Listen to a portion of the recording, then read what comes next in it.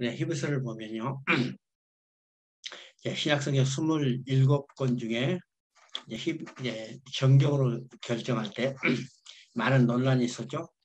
그중에 이제 제일 논란이 된 책이 히브리서입니다. 우리가 이제 21권은 일찍이 그냥 신약 정경으로 결정됐습니다. 그런데 6권은 오랫동안 논의를 거쳤죠. 그중에 마지막까지 이 정경으로 결정하는데 논란이 됐던 책이 히브리서입니다. 히브리서죠. 우리가 히브리라는 이 성경 명칭에서도 그 논란이 됐던 것을 우리가 추정할 수 있습니다. 성경의 명칭을 결정할 때, 성경의 명칭을 결정할 때 이제 두 방법이 있었습니다. 하나는 저자가 명칭이 되는 경우죠. 마태는 마태복음을 썼고 요한복음은 요한이 썼어요. 또 베드로 전후서는 베드로가 썼고 여기서 성경의 저자가 성경의 명칭이 되는 경우가 있습니다. 그런데 바울이 쓴 서신은 바울 저자의 이름을 쓰지 않고 수신자의 이름을 썼습니다. 수신자도 이제 두 종류죠. 편지를 받은 교회, 또 편지를 받은 개인이 있습니다. 개인이 있어. 그래서 저자가 또는 수신자 이렇게 되어 있습니다. 그렇죠? 또 성경을 정격으로 결정할 때 기준이 뭐냐면 사도가 썼거나 사도에 준하는 사람이 이 성경을 써야 정경으로 결정을 했습니다. 결정이죠. 근데 히브리서는 누가 언제 쓴지 아직까지도 그 저자를 알 수가 없어요. 그래서 저자를 알 수가 없기 때문에 정경으로 결정할 수가 없습니다. 근데 히브리서 내용으로 보면요, 이게 너무나 중요한 성경이에요. 그래서 빼지도 못하고 또 넣자니 저자가 누군지 알 수가 없습니다. 그래서 명칭을 히브리로 붙이고 바울이 썼다는 것을 인정하고 정경 속에 집어넣습니다. 그래서 히브리서를 포함해서 신약성경 정경이 27권이죠. 27권입니다. 그러면 그 책 이름을 히브리라고 붙였습니다. 그럼 히브리라는 것은 어떤 의미일까요? 히브리라는 것은 어떤 의미일까? 히브리라는 명칭은요, 이미 창세기 14장에서 나옵니다. 창세기 14장에 가나안 땅에 살고 있던 그 가나안 족속들이 아브라함을 부를 때 히브리라고 붙였어요. 히브리 사람. 그러니까 이 히브리라는 의미는 강을 건넌 사람이라는 뜻입니다. 그러면 아브라함을 히브리라고 붙인 것은 아브라함이 지금 가나안 땅에 올 때 저 갈대 우리서 왔습니다. 갈대 우리서 올 때 그가 어떤 강을 건넜어요? 유브라데라는 큰 강을 건너왔어요. 그래서 그 사람들이 아브라함을 부를 때 별칭으로 히브리라고 했습니다. 히브리. 그러면 히브리는 어떤 의미일까요? 강을 건넌 사람들입니다. 여러분, 강을 건넜다는 의미는 뭘까? 오늘 강을 건넜다는 것은 우리가 큰 감동이 없죠? 다 지하철 가면 강을 건너지 땅을 건너지 뭐 알 수 없고 또 자동차를 타고 가는지 비행기를 타고 가는지 이건 참 큰 우리의 강을 건다는 의미가 크게 다가오지 않죠? 그러면 고대 사람들은 강을 건넌다는 의미는 뭘까요? 고대 사람들이 강을 건넌다는 것은 생활의 터전이 완전히 바뀌었던 것을 의미합니다. 바뀌었다는 거죠. 지금 한강도 보세요. 가리가 나왔지만은 옛날에 한강 남쪽에서 한강 북쪽으로 하든지 한강 북쪽에서 남쪽으로 하면요. 그게 쉬운 일이 아닙니다. 그래서 강을 건다는 것은 생활의 터전이 완전히 바뀌었다는 것을 의미하는 겁니다. 그러면 지금 히브리라는 명칭을 바로 이 성경에 붙였어요. 그러면 히브리는 누구에게 보낸 편지일까요? 강을 건넌 사람들에게 보낸 편지입니다. 강을 건넌 사람들에게 보낸 편지. 그러면 여기서 히브리서 성경에서 히브리 강을 건넌 사람은 어떤 의미일까요? 예수를 믿게 될 때 이미 강을 건넌 사람입니다. 어떤 사람이요? 세례의 강을 건넜죠. 여러분 다 세례의 강을 건넜죠? 그래서 강을 건넌 사람들이에요. 이 말은 우리의 삶의 터전이 완전히 바뀐 사람입니다. 우리는 옛사람을 버리고 이제는 새사람이 된 사람들이에요. 완전히 삶이 터전이 바뀐 사람들이요. 이것이 히브리 사람들, 곧 강을 건넌 사람들에게 보낸 편지란 겁니다. 그러면 왜 이 히브리서에, 이 성경에 히브리라는 명칭이 붙었을까? 이 히브리라는 성경도 명칭이 성경이 기록될 때 바로 붙여진 게 아니라 오랫동안 이름 없이 돌아다니다가 주후 150년 전경에 드디어 여기다가 히브리라는 명칭을 붙게 한 겁니다. 그래가지고 그러면 이 히브리라는 명칭이 이 히브리서에 붙게 되는 것은 어떤 의미일까요? 지금 히브리서를 기록될 때 이 히브리서를 받는 사람들은 어떤 사람들일까요? 물론요, 명확하니 언제 기록됐다는 것은 지금까지도 밝혀지지 않았다고 그랬죠? 그런데 히브리서의 내용 중에 자정을 가지고 보면 많은 학자들이 64년 이후부터 70년 이전, 그러니까 64년은 어떤 해입니까? 64년은 이 네로가 박해를, 기독교를 박해할 때부터 시작했죠. 또 70년은 디도에서 예루살렘이 완전히 멸망되고 성전이 불탄 그 해를 말합니다. 그러니까 그것이 일어나기 직전까지 이 기간 때에 살았던 히브리인들을 대상으로 썼다 이렇게 이야기를 해요. 그러면 그때는 어떤 시대일까요? 어떤 시대일까? 지금 로마로부터 극심한 박해가 일어나는 거죠. 극심한 박해가 일어나는데 여기서 로마 그리스도인과 그러니까 이방인 그리스도인과 히브리인 그리스도인 그러니까 유대인 그리스도인은 완전히 이 박해 종류가 다르죠. 박해 종류가 다릅니다. 그러면 어떻게 다를까요? 유대 그리스도인들은 지금 유대인이었다가 예수를 믿고 그리스도인으로 개정된 사람이에요. 그러면 이 사람들에게는 어떤 것이 나타나요? 두 가지 핍박이 나타난 겁니다. 첫째는 유대교, 유대 공동체로부터 받은 핍박입니다. 그러면 지금 유대인이었다가 지금 예수를 영접하고 그리스도인이 됐다. 그러면 어떤 인가요? 첫째는 종교를 배신한 자가 되죠. 두 번째는 유대 민족을 배신한 자예요. 그래서 종교도 배신하고 민족도 배신했기 때문에 그는 자기 공동체로부터 추방되는 겁니다. 추방되어요. 제일 먼저 산업을 잃게 되죠. 직장 다 잃어버려. 삶의 일선 다 잃어버려. 그러면 얼마나 어려움이 많아요? 그래서 유대인이 그리스도인 됐기 때문에 받는 첫 번째 핍박입니다. 두 번째는 이제는 예수를 믿기 때문에 로마에서 핍박이죠. 로마로부터 핍박. 그러니까 동족으로부터 핍박, 로마로부터 핍박, 이중 핍박을 받게 돼요. 여러분 한 가지 핍박도 어려운데 양쪽에서 핍박을 받는다는 것은 얼마나 어려움이 있을까요? 그래서 그들 생각은 야 우리가 너무나 힘든다. 이제는 다시 유대계로 돌아가고 싶다. 돌아가야지. 그래서 심지어 돌아가는 사람도 있었을 겁니다. 있을 거예요. 뿐만 아니라 어떤 사람이에요. 돌아가지는 못했지만은 신앙의 천지를 못하고 지금 머뭇거리고 있는 사람들. 신앙이 침체돼요. 모든 삶이 희망이 없어지는 그런 단계에 있는 사람들이죠. 그 사람들에게 히브리서를 써서 그들에게 신앙의 천지를 위해서 권면하는 것이 바로 히브리서라는 사실을 우리가 알아야 합니다. 알죠? 그러면 오늘 히브리서는 오늘 누구에도 유행해요? 오늘 나에게도 그대로 유행하다는 사실입니다. 우리가 언제나 신앙이 그저 그냥 전진하고 있는 건 아니죠. 때로는 혼란스럽고 때로는 침체되기도 때로는 뒤로 돌아가 버리는 생각도 있을 때도 있을 때 우리는 뭘 통해서 우리가 위로를 받아야 한가? 바로 히브리서를 통해서 위로받는 것입니다. 그렇죠? 그러면 히브리서가 바로 신앙에 침체된 사람들에게 신앙 권면을 위해서 지금 기록되는데 히브리서는 한마디로 어떤 책일까 생각해 봅니다. 많은 사람들이요 히브리서 하면 어렵다고 생각해요. 어렵다고 생각하죠? 자, 구약에도 어려운 책이 있고 신약에도 어려운 책이 있는데 구약에는 어려운 책이 어떤 책일까요? 구약에는 어려운 책이 두 책이 있다고 해요. 첫째는 어려운 책이 어떤 책일까? 어려운 책은 레기입니다. 레기라고 그러죠? 또 하나는 어떤 책일까? 욥기라고 그럽니다.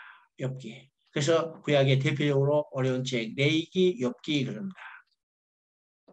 신약은 어떤 책일까? 많은 사람들이 히브리서가 어렵다고 해요. 어렵다고 해요. 그러면 성경이 정말 레위기, 욥기, 히브리서가 어려운 책일까? 우리 생각해 봅니다. 성경은 어떤 책이라고 써요? 성경은 연애 편지라고 씁니다. 성경은 어떤 책이라고 써요? 성경은 양육일기라고 씁니다. 그러면 연애 편지가 어려워요, 쉬워요? 양육일기가 어려워요, 쉬워요? 우리 근본적인 생각해보죠.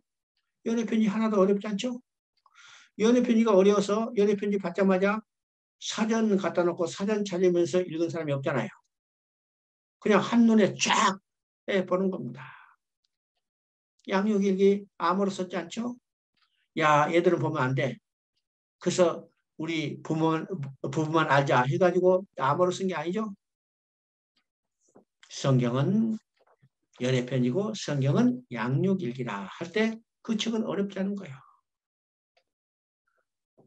연애편지를 읽을 통해서 우리가 사랑이 무엇인가 가슴이 두근거려요. 또 양육일기를 통해서 부모가 나를 얼마나 사랑했는가, 어떻게 사랑했는가, 얼마나 큰 은혜를 베풀어 주신가, 그것을 알 때 내 가슴이 뜨거워지는 겁니다. 뜨거워지는 거예요. 그래서 성경은 연애편지의 성경은 양육일기다 하면 내기도 성경이고 엽기도 성경이고 히브리서도 성경이라면 똑같이 내기, 엽기, 히브리서 다 양육일기고 연애편지죠. 어렵지 않죠? 이 관점이 바뀌어야 합니다. 그러면 이 내기는 어떤 것 책이었어요? 내기는 어떤 책일까? 우리가 성경 전체의 맥을 딱 안다면 성경이 그렇게 어려운 책이 아니죠. 내기는요, 출애굽기 40장과 연결된 책입니다. 그러면 출애굽기 40장은 어떤 내용이요? 성막을 완고하고 성막에 하나님이 임재하고 하나님의 영광이 충만했습니다. 그에 연결된 책이 레기죠. 그러면 레기는 어떤 책인가? 출애굽기 40장이 성막을 완고하고 성막에 하나님이 임재했기 때문에 이제는 하나님을 모시고 사는 삶이 어떤 것인가? 하나님이 모시고 사는 삶에 대한 규례를 적어놓은 것이 내기라는 겁니다. 내기. 그러면 내기는 두 부분으로 나뉘는데 전반부는 하나님을 만나러 가는 길을 보여주는 거예요.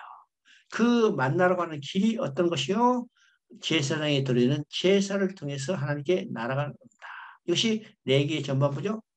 후반부는 전반부에 길을 따라서 하나님을 만났어요. 그러면 하나님을 만난 목적이 뭘까요? 하나님을 만난 목적은 하나님과 영원히 함께 살게 했어요. 그러면 하나님과 영원히 함께 살기 위해서는 어떻게 할 건가? 하나님은 거룩하시기 때문에 하나님과 영원히 함께 살기 위해서는 거룩의 자예요. 그래서 후반부의 주제는 내가 거룩하니 너희도 거룩하셔야 된다. 그래서 거룩한 삶을 어떻게 살 건가? 많은 성결 규례에 대해서 나와 있다는 사실입니다. 그러니까 이 두 가지 를 우리가 생각하면서 내 길을 읽으면 전반부는 하나님께 나가는 길을 보여주고 후반부는 하나님을 만난 길이 하나님 이제 인간이 하나님과 지속적으로 살 수 있는 그 규례가 무엇인가를 이야기한다는 겁니다. 간단하죠? 욥기는 어떤 책일까? 고난에 대해서 아무리 머리 싸매고 인간이 해결할 수 없어요. 그래서 욥이 받는 고난은 고난을 어떻게 이겨냈을까? 고난 받은 자의 축복이 무엇일까? 그것을 이야기하고자 하는 것이 아니라는 거예요. 창세 때 아담으로 인해서 모독받은 하나님의 이름과 영광을 누가 어떻게 회복해 줄 건가? 하나님 그 공격은 하나님 자신의 이름과 영광이 달려있다고 그랬죠? 그래서 욥을 내서 하나님의 이름과 영광을 회복해 주기를 원했는데 욥도 회복할 수 없어. 그럼 누구만 회복할 수 있어요? 오직 하나님의 아들 예수 그리스도만이 회복할 수 있다는 것을 보여주는 겁니다. 자, 신약에서 히브리서라고 써요. 히브리서. 히브리서가 많이 어렵다고 하는데 히브리서는 왜 어려울까? 왜 어렵다고 생각할까요? 바로 히브리서는 신약의 레기라고 이야기하기 때문입니다. 많은 사람이 레기를 어렵다고 그러죠? 그러면 신약의 레기가 히브리서라면 레기 당연히 어렵다고 생각하겠죠? 왜? 구약의 레기를 어렵다고 생각했다면 신약의 레기인 히브리서를 당연히 어렵다고 생각했죠. 반대로 레기를 쉽다고 생각하면 신약의 레기인 히브리서가 당연히 쉬워지는 겁니다. 쉬워지는 거죠. 히브리서는 아주 간단한 책입니다. 히브리서는 아주 간단한 책. 그러면 왜 히브리서가 간단할까? 히브리서는 5단어 한 문장으로 정리된 책입니다. 히브리서는 5단어 한 문장으로 정리된 책. 그러면 그 5단어는 어떤 단어일까? 첫째는 예수입니다. 두 번째는 대지상이요. 세 번째는 지성소입니다. 네 번째는 안식이요. 다섯 번째는 믿음이라는 단어입니다. 다시 이야기합니다. 첫째는 예수, 두 번째는 대지상, 세 번째는 지성소, 네 번째는 안식입니다. 다섯 번째는 믿음이요. 그러면 이 5단어를 한 문장으로 연결하면 어떻게 될까? 자, 한 문장으로 연결하면요. 예수님이 대제사장이 되셔서 우리를 지성소 안으로 인도하면 거기서 하나님을 만나고 안식이 회복되는 겁니다. 그것을 우리 믿음으로 화합하는 것이 히브리서예요. 히브리서 어려워요? 쉬워요? 아주 간단하죠? 자, 한 문장. 예수님이 대제사장이 돼서 우리를 지성소 안으로 인도하면 거기서 하나님을 만나고 우리의 안식이 회복되는 겁니다. 이것을 우리 믿음으로 화합하는 것이 히브리서다. 그래서 히브리서는 이 5개 단어를 논리적으로 정리해서 설명하고 있는 과정이 히브리서라는 겁니다. 히브리서죠. 자, 그래서 히브리서 시작되자마자 예수님이 누구신가를 논증해요. 예수님은 일찍은 여러 가지 모양과 여러 가지 부분으로 조상들에게 선지자를 통해서 말씀했지만은 이 모든 마지막은 신약에서는 실제로 오셨다는 거예요. 그러니까 이 역사성, 성경의 근거가 누구를 증거하고 있는가를 한마디로 정리하죠. 그리고 그 예수님이 누구신가를 존재론적으로 설명하다가 이제는 사역적인 면에서 이야기를 합니다. 그죠? 그러면 사역적인 면과 비교할 때 그분이 어떤 사역을 감당한가를 지금 비교해 가는 겁니다. 비교하는 것이 바로 3장 4장에서 말한 안식의 문제죠. 그래서 2장 9절을 한번 읽어봅니다. 2장 9절 오직 우리가 천사들보다 잠시 못하게 하심을 입은 자 곧 죽음의 고난을 받으심으로 말미암아 영광과 존귀로 관을 쓰신 예수를 보니 이를 행하심은 하나님의 은혜로 말미암아 모든 사람을 위하여 죽음을 맛보려 하심이라. 자, 이제 앞서서 예수님이 존재론적으로 예수님이 지금 천사와 비교해서 더욱 우월하다고 하면서 예수님이 오신 목적을 2장 9절부터 18절까지 쭉 써 있습니다. 그러면 예수님이 오신 목적 첫째는요.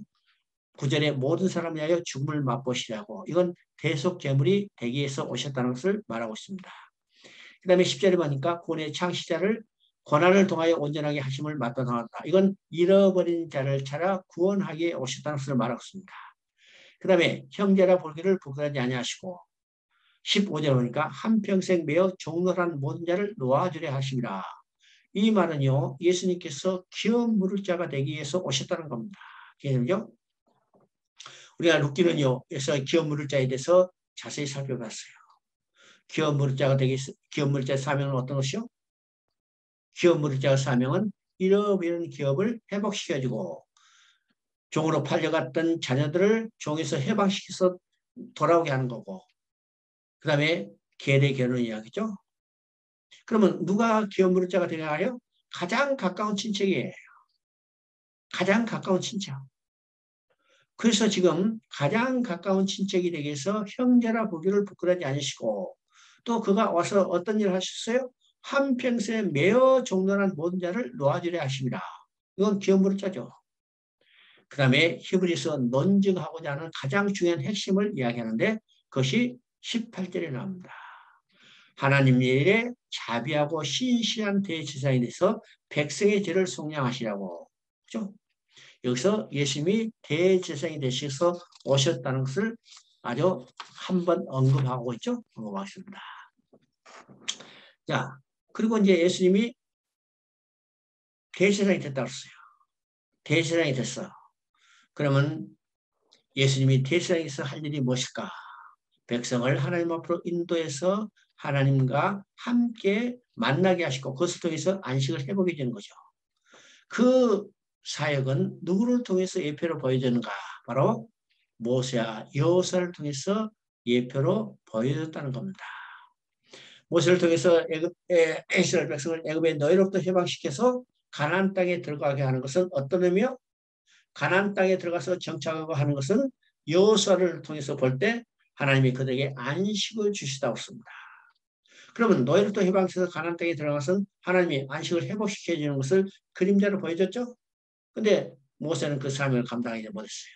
모세는 가나안 땅에 들어가지 못했죠. 여호수아를 통해서 가나안 땅에 들어갔어요. 여호수아를 통해서 가나안 땅에 들었죠. 그래서 여호수아 21장 44절에 보면요. 하나님께서 여호수아에게 그 땅에 평온을 주시고 안식을 주시다고 분명히 이야기합니다. 그래서 가나안 땅에 들어가게 하는 것은 하나님이 안식을 회복시켜 준 것을 예표로 보여줬는데 그림대로 보여줬기 때문에 성경은 분명히 말합니다. 여호수아가 너에게 안식을 주었다면 다른 남은 안식을 말하지 않았을 거라고 합니다. 자, 여호수아에서 안식을 주셨다고 했지만 그 안식은 영원히 간 게 아닙니다. 사사기에 들어서자마자 바로 그 백성들 다시 혼란에 빠지고 말았어요. 안식이 사라져버렸죠? 그러면 여호수아를 통해서 안식을 주지 못했다는 거예요. 그러면 여호수아를 통해서 안식을 주지 못했다면 하나님이 안식에 주시겠다는 이 계획은 실패하고 중단하고 포기할 것인가? 아니라는 거예요. 하나님은 자신의 계획과 목적을 반드시 완성하고 중단함이 없다는 것이에요. 그래서 여호수아를 통해서 안식을 주지 못했다면 안식이 실패한 게 아니라 남은 다른 안식이 있다는 거예요. 그러면 그 다른 남은 안식은 어떻게 이루어질까? 바로 예수 그리스도를 통해서 주실 안식이라는 거다. 그러면 예수 그리스도를 통해서 주실 안식은 어떤 것인가를 지금 구약의 대지상의 사역을 통해서 말합니다. 알죠? 자, 4장 14절부터 16절까지 한번 읽어봅니다. 그러므로 우리에게 큰 대지상이 있으니 승천하신 자 곧 하나님의 아들 예수시라. 우리가 믿는 도리를 굳게 잡을지다. 그러므로 우리가 궁일하심을 받고 때를 따라 돕는 은혜를 얻게 하여 은혜의 보좌 앞에 담대히 나갈지라. 그럼 대지상을 통해서 하나님 뭐랄까? 대지상은 1년에 한 번 짐승의 피를 가지고 지성소에 들어가서 뿌림으로 백성의 죄를 사함받게 하고 백성의 죄가 사함받게 되면 이제는 담대히 하나님의 보좌 앞에 나아갈 수 있도록 해주는 것이 대제사장의 사명이죠. 백성이 하나님 앞에 나아가서 하나님 보좌 앞에 나와서 그 영광을 바라고 즐거운 삶을 누리는 것이 인간에게 주시는 안식입니다. 안식이 회복했어요. 그래서 히브리서는요. 대제사장이 있다는 사실을 강조하고 있습니다. 지금 4장 14절에도 우리에게 큰 대제사장이 있으니 승천하신 자 곧 하나님의 아들 예수시라고 그러죠. 큰 대제사장이 있다는 사실이 얼마나 중요한가. 그래서 8장 1절에도 말합니다. 이제 하는 말의 요점은 이러한 대제사장이 우리에게 있는 것이라. 여기서 옛날 성경은요. 이제 말하는 것에 중요한 것은 그렇습니다. 중요한 것은 여기는 요점이라고 하는데 우리의 대제사장이 있다는 것이 우리에게 가장 중요한 일이라는 거예요. 중요한 일 중에 중요한 일이라는 거예요. 왜요? 구약시대에 대제사장이 없으면요. 백성이 하나님 앞에 나갈 수 없기 때문이죠. 오늘도 우리가 하나님 앞에 나갈수록 우리에게 대제사장이 있다는 거예요. 그래서 우리에게 대제사장이 있다는 사실이 가장 중요한 일이라는 거죠. 10장 21절에 또 하나님의 집 다스리는 큰 대제사장이 계심에 그렇습니다. 그러면 우리의 대제사장은 누굴까요? 예수님이에요. 그러면 대제사장 우리가 예수님이 큰 대제사장인데 구약시대도 대제사장이 있었어요. 누구요? 아론이에요. 아론 지파의 후손들이 대제사장이 있죠. 그리고는 우리에게 큰 대제사장 예수님이 있습니다. 그러면 대제사장이 하는 일이 어떤 일일까? 짐승의 피를 가지고 지성소에 들어가서 그 피를 뿌림으로 백성의 죄를 사함받게 하시고 하나님 앞에 인도하는 것이 바로 대제사장의 사명이에요. 그러면 인간이 하나님 앞에 나아갈 수 있는 길은 어떤 일일까? 바로 제사를 통해서 나가는 일입니다. 제사를 통해서 나가죠. 그래서 구약시대도 제사를 통해서 하나님께 나아가게 되고 신약시대도 제사를 통해서 하나님께 나아가게 되는 겁니다. 그러면 신약과 구약의 제사가 어떻게 다를까를 지금 히브리서는 계속해서 논쟁해 가고 있습니다. 사장에서 우리에게 큰 제사장이 있으니 이것이 중요한 일이라고 이야기하고 5장부터 10장까지는 그 대제사장이 어떤 일을 행하고 그 결과가 어떻게 나타나는가를 논쟁해 가는 겁니다. 논의하죠. 그래서 이 논쟁의 가장 핵심적인 것이 무엇인가? 바로 구약과 신약의 제사를 비교를 통해서 우리가 보게 되는 겁니다. 보게 되죠. 자, 그 PPT요. 큰 예수님이 이뤄놓으신 일 거기도 돌려. 자, 여기서 이제 구약과 신약의 제사를 보는 거죠. 구약과 신약의 제사. 그러면 제사를 쓸 때는 세 가지 요건이 있어야 합니다. 첫째는 제단이 있어야 해요. 두 번째는 제물이 있어야 해요. 세 번째는 제사장이 있어야 합니다. 이건 구약의 제사나 신약의 제사나 동일한 요건이 있어야 해요. 그럼 구약의 제사는 어떤 것일까? 구약의 제사. 첫째, 이제 우리가 역으로 제사장부터 살펴봅니다. 그러면 구약의 제사는 누가 제사장이 됐을까요? 아론의 계열이요.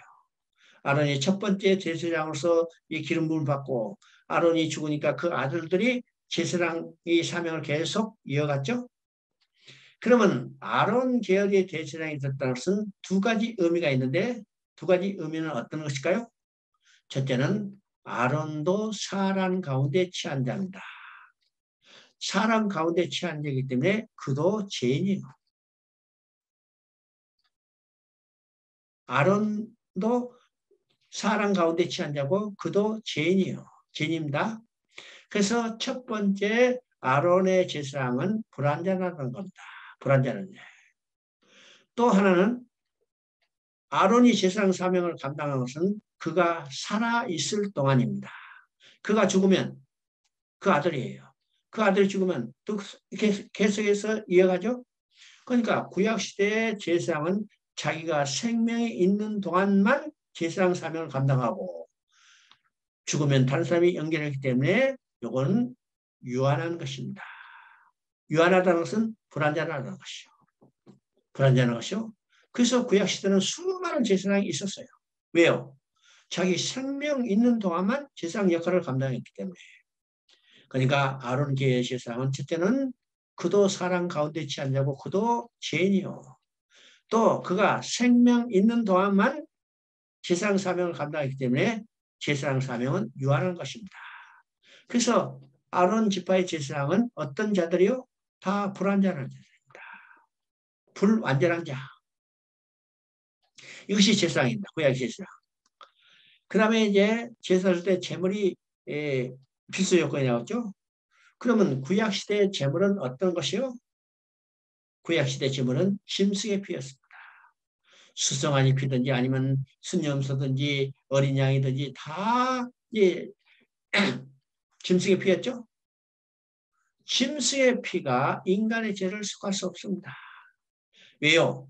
짐승이 인간을 대신하거나 인간을 대표할 수 없기 때문이죠. 그런데 이것은 그림자로 보여준 예표에 불과하기 때문에 구약시대 짐승의 피로 드린 제사는 불완전한 제사입니다. 불완전한 제사죠. 그 다음에 제단이 있습니다. 제단은 구약시대의 성막에는 번제단이 제단입니다. 그러면 이 번제단은 어떤 것이요? 땅에 있는 그림자적 성막에 있는 번제단입니다. 자, 왜 땅에 있는 그림자적 성막일까요? 하나님이 모세에게 성막을 지으할 때 뭐라고 말씀하셨어요? 내가 보여준 모양대로 지었습니다. 내가 그려준 설계도로 지으라 이렇게 하지 않았어요. 설계도로 그리고 설계도를 줬다면요. 실체는 존재하지 않는 겁니다. 설계도도 그린 것이 최초지만 지금 보여준 모양대로 지었습니다. 그럼 보여준 모양대로 지은다는 것은 실체가 있다는 거죠. 실체가 있어. 참 것이 있어. 이것을 보고 가서 이거 본 모양대로 땅에 가서 지라 했어. 자, 모세가 하늘에 있는 참 것을 보고 와서 땅에다가 그림자적 성막을 지었습니다. 그럼 땅에 있는 성막에 있는 번제단은 하늘에 있는 창것에 대한 그림자에 불과하죠. 그림자에 불과합니다. 그러면 구약시대 제사는 어떤 제사요? 불완전한 대제사장이 불완전한 제물로 그림자적 제단에서 제사를 드렸다면 이 제사는 불완전한 제사죠.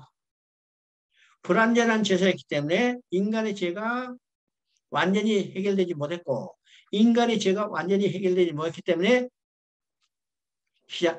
성소로 들어가 지성소로 들어가는 시장은 열리지 않고 하나님께 나갈 길이 열리지 않았어요.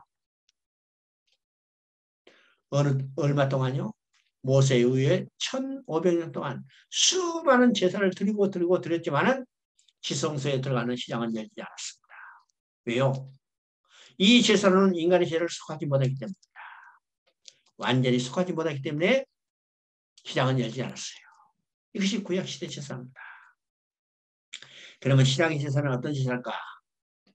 신약의 제사는 똑같이 세 가지 요건이 있어야 한다습니다. 제사는 있어야 하고 제단이 있어야 하고 제물이 있어야 한다. 그러면 신약의 제사는 누구예요? 이미 지금 히브리서에 이야기했죠. 우리에게는 큰 대제사장이 있으니 그 제사장은 승천한 자 하나님의 아들 우리 주 예수 그리스도라. 우리의 제사장은 예수님이시죠. 예수님은 하나님의 아들이요. 승천하신 자요. 뿐만 아니라 그분은 누구요? 죄 없으시고 흠 없으신 완전한 대제사장입니다. 완전한 대제사장이죠. 두 번째는 제물이 있어야 해요. 그 제물은 어떤 제물인가? 짐승의 피가 아니라 예수님 자신의 피예요. 자신의 피로 십자가에서 흘려서 이 제물이 되셨어요. 그러니까 구약의 신약의 제물은요. 예수님 자신의 피이기 때문에 이건 완전한 피죠. 완전한 피입니다. 또 제단은 땅에 있는 그림자적 성막이 아니라 하늘에 있는 참장막에서 제사를 드렸어요. 이건 완전한 제단입니다. 완전한 제단이죠. 그러면 신약의 제사는 어떤 제사일까? 완전한 대제사장이 완전한 제물로 참 제단에서 제사를 드렸기 때문에 이 제사는 완전한 제사입니다. 완전한 제사를 드렸기 때문에 우리의 죄가 완전히 해결됐고 우리의 죄가 완전히 해결됐기 때문에 하나님 앞에 나아갈 수 있는 길이 열린 것입니다. 그래서 휘장이 완전히 찢어지고 새로운 살 길이 열렸다는 겁니다. 그러면 구약과 신약을 비교해 볼 때 예수님과 구약의 여러 제사장을 비교해 볼 때 누가 더 안전한가? 우리의 죄를 완전히 해결하는가? 너희를 생각해 보라는 거예요. 그래서 아직 옛날 구약으로 돌아갈 생각을 가지고 있겠는가? 이걸 깨우쳐 주면서 그들에게 신앙을 권면한 것을 지금 이야기하죠. 자, 지금까지 설명한 것을 우리가 성경을 통해서 한번 봅니다. 성경 히브리서 10장 1절부터 4절까지 한번 읽어봅니다.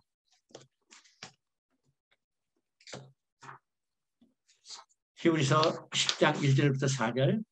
율법은 장차 올 좋은 일의 그림자일 뿐이요 참 형상이 아니므로 해마다 늘 드리는 같은 제사로는 나오는 자들을 언제나 온전하게 할 수 없는 일이죠. 여기서 율법의 가치를 어떻게 했어요? 장차 올 좋은 일의 그림자일 뿐이라 했습니다.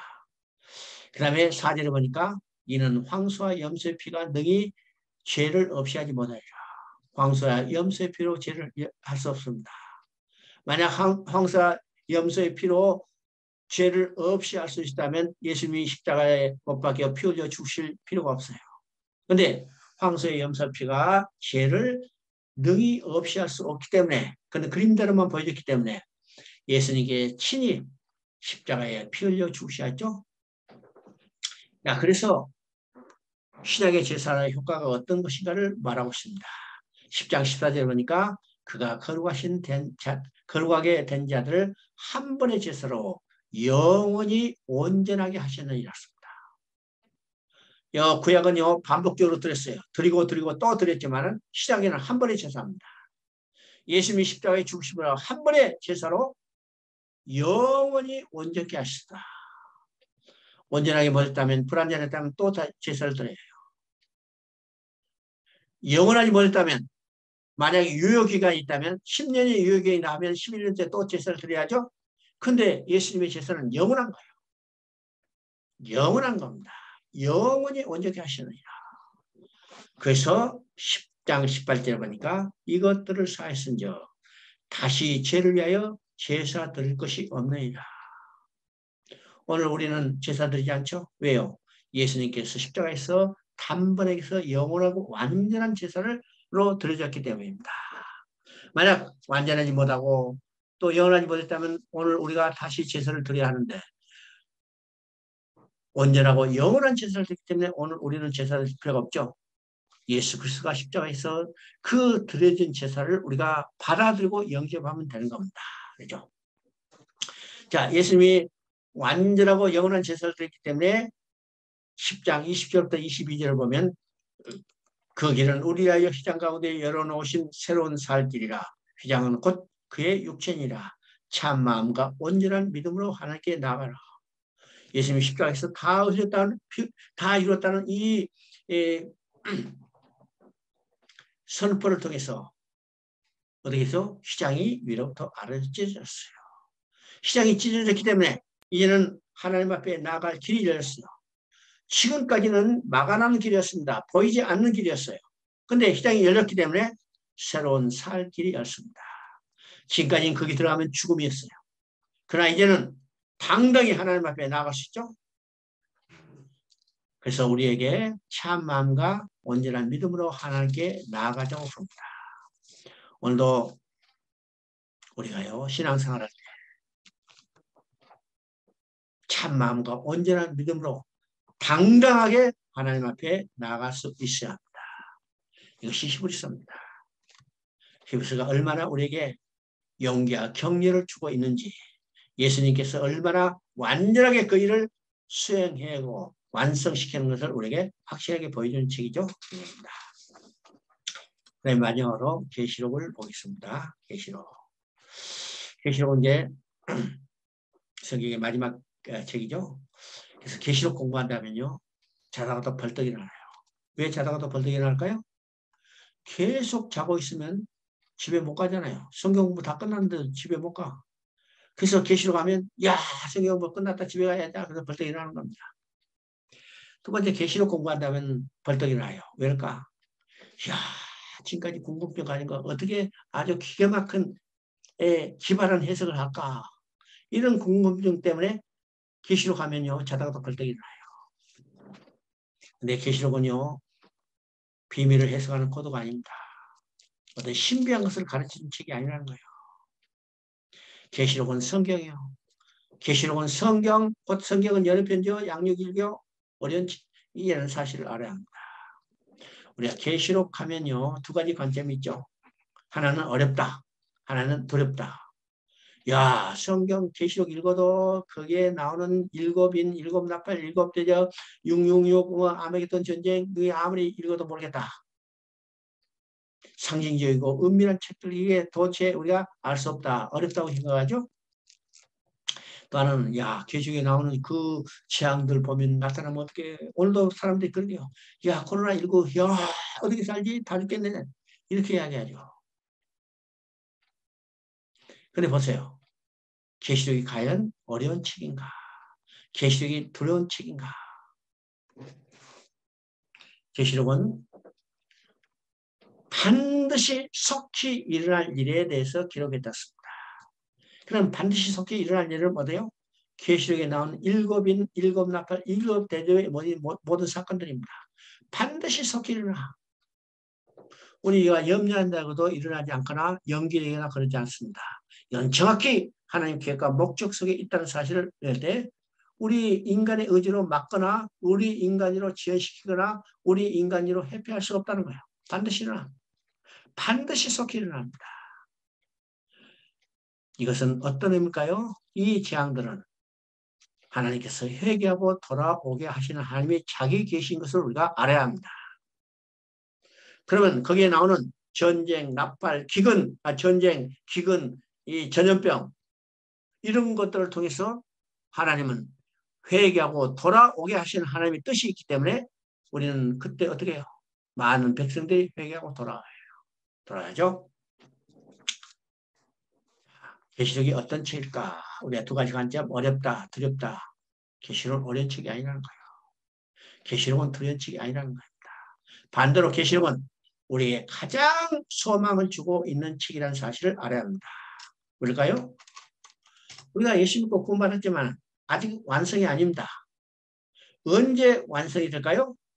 예수님이 재림하고 하나님께서 다 이뤘다고 선포했을 때 우리의 구원이 완성이 됩니다. 그런데 계시록에는 예수님이 다시 오시고 하나님께서 하나님 계획과 목적을 다 이뤘다고 선포가 나오죠. 계시록 21장 6절에 다 이뤘다. 나는 알파 오메가요 처음이요 마지막이라고 합니다. 다 이뤘기 때문에 성경은 더 기록되지 않고 있어요. 하나님 계획과 목적이 완성됐어요. 그 하나님 계획과 목적은 어떤 것이요? 자기 형상대로 지은 인간과 함께 살면서 기뻐하며 즐거워하며 그의 영광을 드러내는 것입니다. 이것이 계시록에서 완성됐습니다. 그래서 우리가 계시록이야말로 다 이뤘다는 이 말씀이 나오기 때문에 우리에게 가장 큰 소망을 주고 있는 책이라는 사실입니다. 여러분 성경 66권 중에 어느 것이 여러분에게 가장 소망을 주는 책일까요? 어느 것이 가장 큰 소망을 주는 책일까요? 계시록입니다. 계시록이요. 계시록에서 계시록 다 이뤘다는 선포이 없다면요, 우리 구원이 완성이 되지 않냐. 우리 구원이 완성이 안 된다면 우리의 소망이 없는 거죠. 근데 우리가 예수 믿고 이미 구원받았지만 이건 완성이 아닌데 언제 완성이 돼요? 계시록에서 다 이뤘다는 선언이 있기 때문에 우리의 구원의 소망이 완성이 되고, 그래서 계시록이야말로 우리에게 가장 소망을 주는 책이라는 사실입니다. 그러면 계시록은 어떤 책일까? 우리가 누가가 쓴 책을 한번 살펴봤죠. 누가가 쓴 성경은 두 권인데 누가복음이고 사도행전이 나왔습니다. 그러면 두 책은 한 저자가 쓴 책의 전편과 후편이에요. 누가복음이 전편이고 사도행전이 후편이라고 했죠. 그러면 이건 독립된 줄거리가 아니고 연결된 줄거리였습니다. 그럼 누가복음은 어떤 것이죠? 구약의 예언과 약속이 예수 그리스도를 통해서 복음으로 성취됐어요. 후편은 사도행전은 예수 그리스도의 성취된 복음을 교회를 통해서 성령에 의해서 땅까지 전파하는 역사였습니다. 그러니까 독립된 줄거리가 아니고 연속된 줄거리예요. 그런 관점에서 우리가 사도 요한이 쓴 성경도 한번 살펴볼 필요가 있습니다. 사도 요한은 성경을 전부 5편 썼는데 그중에 요한 1, 2, 3서를 잠깐 옆으로 적게 두고 요한복음과 요한계시록을 우리가 살펴보면 어떤 것일까? 두 권을 볼 때 누가 쓴 책과 비슷하게 요한복음을 요한사도가 쓴 성경의 전편이라 할 수 있고 요한계시록은 요한사도가 쓴 성경의 후편이라 할 수 있습니다. 그러면 요한사도가 쓴 성경의 전편 후편이라면 이 줄거리는 독립된 게 아니라 연속된 것이라는 것을 생각해 볼 수 있죠. 그러면 전편인 요한복음은 어떤 내용이고 후편인 요한계시록은 어떤 내용일까? 이게 줄거리가 연결됐다고 했어요. 그러면 전편인 요한복음은 죽임당하신 어린 양에 대한 기록입니다. 그래서 요한복음은 어린 양으로 시작하죠. 요한복음 1장 29절에 요단강으로 오시는 예수님을 보시고 세례 요한이 말해요. 보라, 세상 죄를 지고 가는 하나님의 어린 양이로다. 어린 양이 나오죠. 그리고 요한복음 마지막에 내 양을 먹이라, 내 양을 먹이라, 내 어린 양을 먹이라 이렇게 이야기합니다. 그러니까 요한복음은요, 어린 양으로 시작해서 어린 양으로 본다. 그 어린 양은 죽임 당하신 어린 양입니다. 근데 요한복음의 후편이 할 수 있는 요한계시록은 줄거리가 단절된 게 아니라 연결됐다고 했어요. 그러면 전편에서는 죽임당하신 어린 양이지만 후편은 전편에서 죽임당하시지만 후편에서는 살아 역사하시는 어린 양. 살아 역사하시는 어린 양. 그 살아나신 어린 양께서는 이 땅에 전투하는 교회를 위하여 싸워주시는 어린 양이고 그 어린 양께서 반드시 승리하신다는 것을 보여주는 것이 요한계시록이라는 겁니다. 요한계시록. 그런 관점에서 볼 때 요한계시록에서요. 어린 양이라는 말이 28번이나 반복되고 있습니다. 신약에서 어린 양이라고 말하는 것은요. 바로 요한복음의 어린 양이라고 요한계시록에서 어린 양이 나오는 반복해서 나온 것을 보게 됩니다. 그렇죠? 자, 그러면 그 살아나신 어린 양께서 살아 역사하신 어린 양께서 이 땅에 전도하는 교회에 싸워주신다고 그랬죠? 그러면 이 땅에 존재하는 교회는 어떤 처지에 처해져 있는가? 이것이 1장 9절을 통해서 보게 됩니다. 나 요한은 너희 형제요 예수의 환난과 나라와 참회에 동참하는 자라. 하나님의 말씀과 예수의 증언하였으므로 말미암아 반모라는 섬에 있었더니. 그러면 이 땅에 존재하는 교회가 어떤 형편일까요? 환난과 나라의 참회에 동참하는 자. 한마디로 고난과 핍박을 받고 있는 이 교회라는 거죠. 어느 교회가? 오늘 이 땅에 존재하는 모든 교회가 다 예수의 환난과 나라와 참회에 동참하는 것, 고난과 핍박을 받고 있는 교회라는 사실입니다. 뭐 때문에? 하나님의 말씀과 예수를 증언하셨으므로. 사업하다가 핍박받는 게 아니라는 거예요. 뭐 때문에? 하나님의 말씀과 예수를 증언하기 때문에 그들에게 예수의 환난과 나라와 참 고난과 핍박이 있다는 사실입니다. 그러면 오늘 교회는 어떤 교회예요? 복음을 전파하는 교회입니다.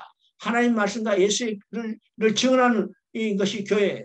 그럼 반드시 핍박과 고난이 있다는 거죠. 이 핍박과 고난을 당하고 있는 이 교회를에게 어린 양이 찾아오십니다. 왜요? 이 교회를 위하여 친히 싸워주시게 했습니다. 그렇죠?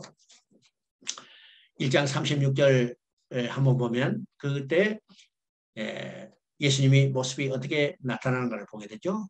젖대 사이 인자 같은 이가 발에 끌리는 옷을 입고 가슴에 금띠를 띠고 그죠? 이 모습은 구약의 대지상의 모습을 연상케 합니다. 연상케 하죠? 근데 15절부터는 그 모습이 확 바뀌었어요. 그의 발은 풀무에 단련된 빛난 주석고 이게 군하시는 것 같죠? 군하시는 거. 그리고 입에는 어떤 것이죠? 그의 입에서 좌우의 날성검이 나고 입에는 지금 좌우의 날성검을 물고 있었다는 겁니다. 그러면 앞에서 말한 대신하는 모습이 아니라 이제는 이 모습은 무엇을 연상할 수 있어요? 날성검을 물고 군화를 심었다 하는 것은요. 어떤 모습일까? 그건 군인의 모습입니다. 군인의 모습. 장군의 모습을 입고 있는 모습. 이걸 비슷한 여기 연상할 수 있죠? 그러면 지금은 전에는 죽었지만 이제는 살아 역사하시는 어린 양 되신 그 주님께서 뭐래요? 이 땅에 고난과 핍박을 받고 있는 전쟁을 치르고 있는 그 교회에 오셔서 친히 그들을 진두지휘해서 전투를 하고 계신다는 것을 보여주고 있습니다. 뭐죠? 자, 1장 17절부터 18절 한번 읽어봅니다. 내가 볼 때 그의 발 앞에 엎드려져 죽은 자 같이 되매 그의 오른손을 내게 얹으시고 이르시되 두려워 말라. 내가 처음이요 마지막이니 곧 살아있는 자라. 내가 전에 죽었으므라 볼죄다. 이제 세세토록 살아있어 사망과 음배의 열쇠를 가졌느니. 지금 전에는 죽었지만 살아 역사하시는 주님이 전투하는 교회를 대표하는 사도 요한에게 찾아왔어요. 이 땅에 악의 세력과 싸우느라고 얼마나 피곤하고 지쳐. 참으로 인간의 힘으로는 이게 이길 수 없죠. 그래서 지금 붙잡혀서 밤모섬에 유배에 닿아서 지금 시리에 빠져있는 이 사도 요한에게 누가 찾아왔어요? 전에는 죽었었지만 이제 살아 역사하는 주님께서 찾아오셔서 오른손을 얹으며 두려워 말라고 합니다. 오른손을 얹으며 두려워 말라는 이 모습은 언제 누구의 모습을 연상할 수 있을까? 바로 여호수아 1장의 여호수아의 모습을 연상할 수 있어요. 지금 모세가 죽자 이스라엘의 영도권을 인계받은 이 여호수아가 그 백성을 이끌고 가나안 땅에 들어서 가나안 족속을 주천할 전쟁을 치르려고 생각하니까 온몸에 힘이 쫙 빠졌어요. 정신도 없죠? 몸에 힘이 다 빠져. 후들후들 떨리는 거예요. 그때 누가 찾아오시냐면 하나님께서 친히 찾아오는 겁니다. 하나님께서 신이 찾아서 여호수아에게 오른손을 얹으며 두려워하지 말라. 강하고 담대하라. 내가 너와 함께하리니 너를 떠나지 않냐고 너를 위하여 싸워주시라고 했습니다. 그때 여호수아가 이 하나님의 친히 권면을 말 듣고 힘을 얻어서 일어서면서 하나님이 주시고 하신 약속의 땅을 내가 반드시 얻으리라. 용기 베풀어서 이러는 모습을 본다. 바로 지금 여러 가지로 심신이 침체되는 또 특별히 유배당에서 반모섬에 있는 이 땅의 전투하는 교회를 대표하는 사도 요한에게 주님이 찾아오셔서 오른손을 얹으며 두려워하지 말라. 내가 살았노라. 전에는 죽었지만 이제 살았노라. 이 말은 내가 승리했다는 말입니다. 내가 너희를 위하여 싸워주시겠다는 거예요. 내가 너희 사령관이 되시겠다는 겁니다. 그렇죠? 자, 그리고 이제 2장부터 3장까지는 이 땅에 전투하는 교회를 다 모아놨어요. 모아놨죠? 자, 7교회는요, 이게 완전의 숫자입니다. 자, 물리적으로 7의 교회만 말씀한 게 아니라 이 7이라는 숫자는 모든 시대에 어떤 곳에서도 존재하는 교회를 말하고 있습니다. 그러면 어느 시대, 어느 곳에서도 존재하는 교회이기 때문에 이 7교회는 곧 오늘 시대에 여러분이 출석하고 있는 교회, 여러분이 심하고 있는 교회라는 사실을 알아야 합니다. 그래야죠? 그러면 저 7교회를 모아놓고 7개, 이 땅에 전투하는 교회를 대표하는 7교회를 모아놓고 최고 사령관 되시는 주님께서 그들에게 훈시하는 겁니다. 훈시하는 거죠. 지금 전투에 임하는 그들에게 마지막으로 예수님이 훈시해요. 그러면 7개 훈시하는 내용들이 여러 가지인데 그 여러 가지 내용은 어떤 것일까? 각 교회에 칭찬하는 말이 있고 각 교회에 칭찬하는 말이 있죠. 그러면 7교회에 칭찬하는 말은 어떤 의미일까요?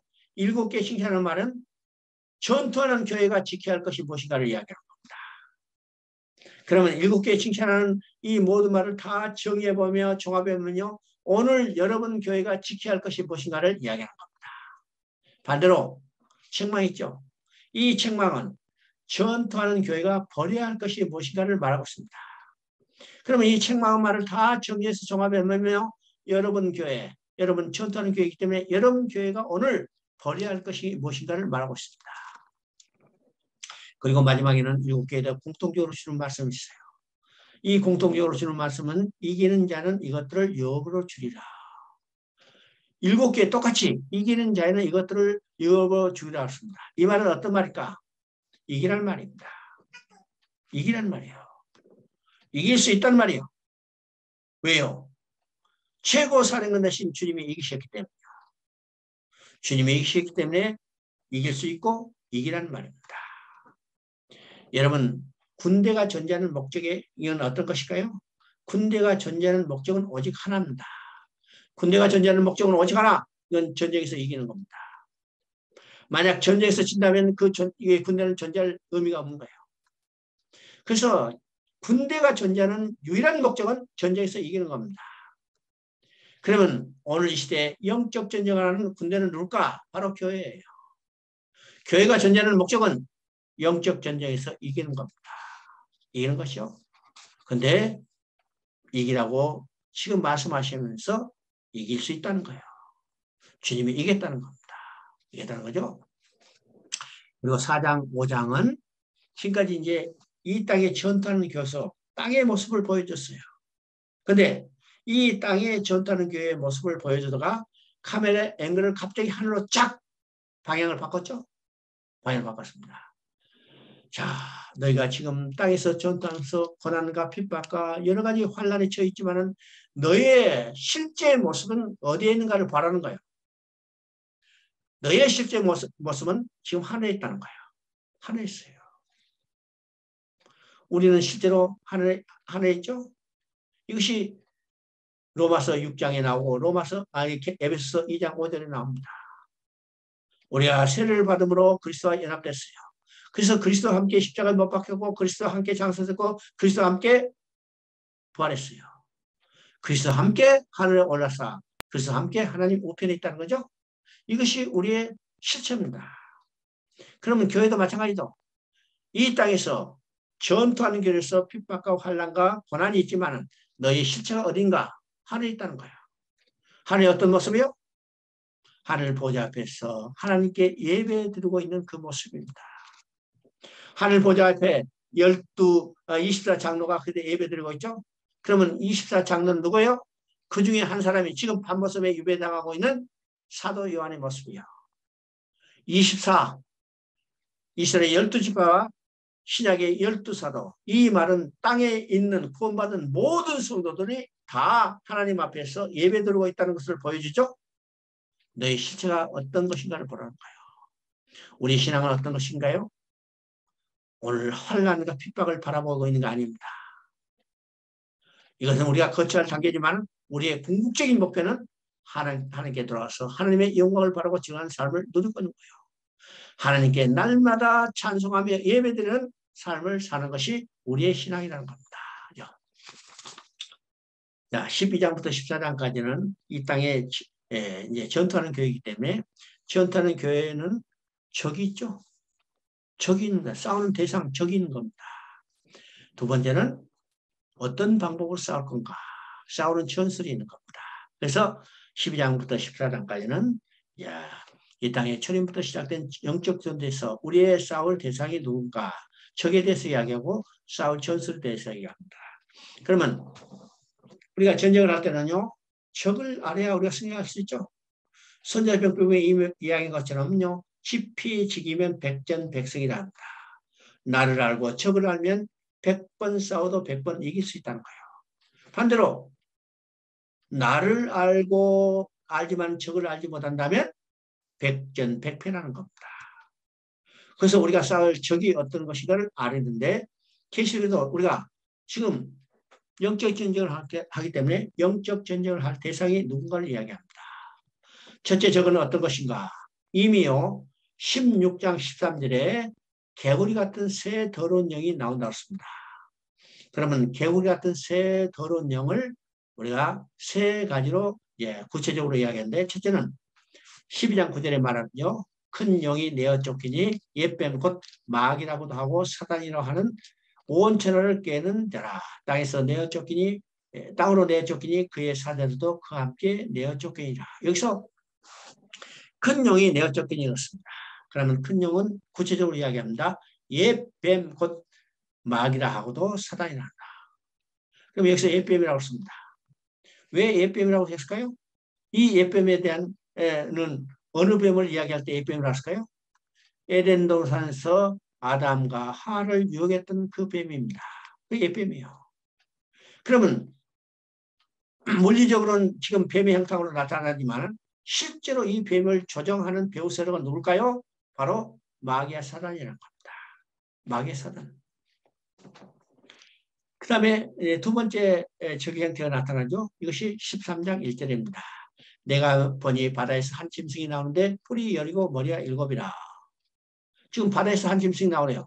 그는 뿔이 여려 머리가 7개입니다. 뿔이 100개, 머리가 70개라도 이것은 그리스도와 그리스도인을 대적하는 적그리스도입니다. 언제부터 있었어요? 창세 때부터 있었습니다. 또 세 번째 적은 13장 11절에 나오죠. 내가 보매 또 다른 짐승이 땅에서 올라오니 어린 양과 같이 두 뿔이 있고 영처럼 말하더라. 여기는 지금 어린 양처럼 두 뿔이 있다는 것은 그리스도를 흉내내는 건데 그 입에서는 영처럼 말하더라. 이건 뭘 이야기해요? 거짓 선자를 말합니다. 그럼 물론요. 이 적그리스도 13장 1절에 나온 적그리스도와 13장 11절에 나온 거짓 선자는 누구의 사주를 받냐면 사단 마귀의 사주를 받아요. 맞죠? 근데 우리가 써야 할 적의 형태를 우리가 세 가지로 구분합니다. 근데 우리가 이제 생각해 봅니다. 지금 13장 11절에 나온 땅에서 나오는 짐승을 보니까 어린 양처럼 두 뿔이 있고 잎에서는 용처럼 말하더라.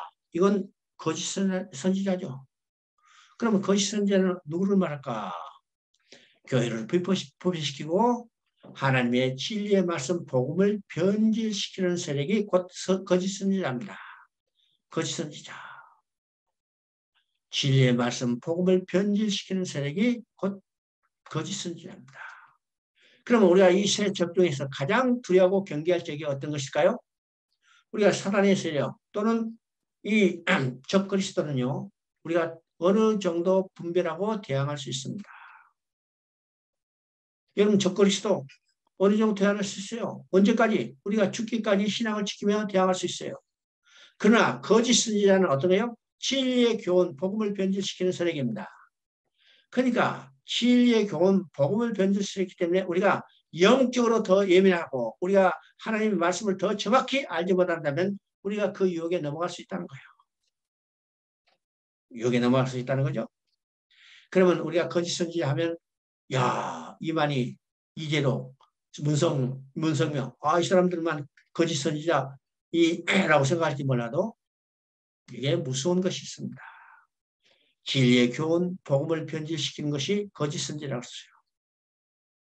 그러면 내가 강단에 서서 설교를 할 때, 말씀을 전할 때 진리의 교훈을 성경대로 전하지 않는다면 내가 거짓 선지자가 될 수 있다는 사실입니다. 얼마나 무서운 일인가 내 자신을 돌봐야 해요. 우리가 싸울 척입니다.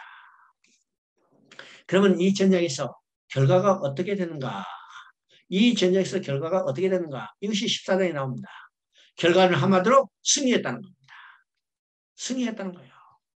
그래서 14장 1절에 보니까 내가 보니 어린 양이 시온산에 있고 그와 함께 14만 4천이 서 있는데 그들의 이마에는 어린 양의 이름과 그의 아버지 이름이 쓴 것이 있더라.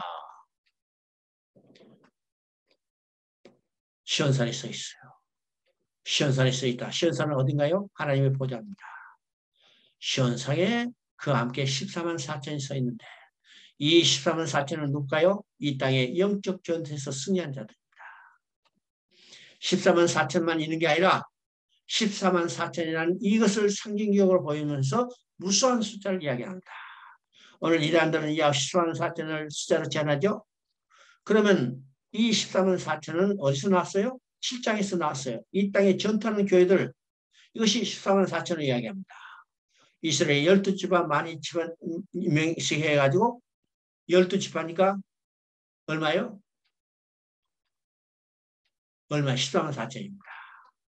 그러면 14만 4천은 상징적으로 어떠는가? 12 곱하기 12, 그렇죠? 12지파에 12사도를 곱해서 그게 무한한 숫자 1000을 곱하니까 14만 4천이 되는 겁니다.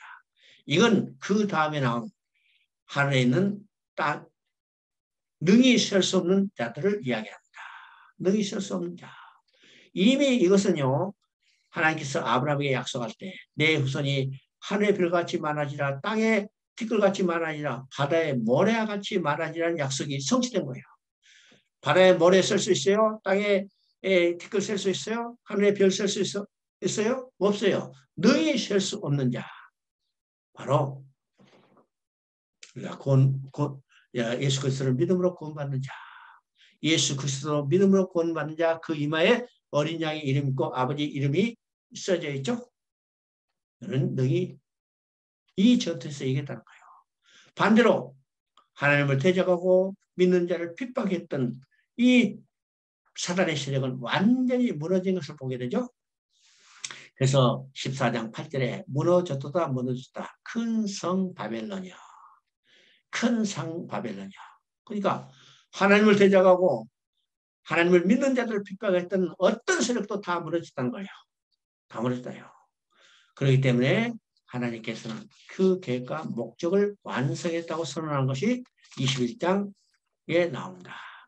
21장 1절부터 7절까지 한번 읽어봅니다.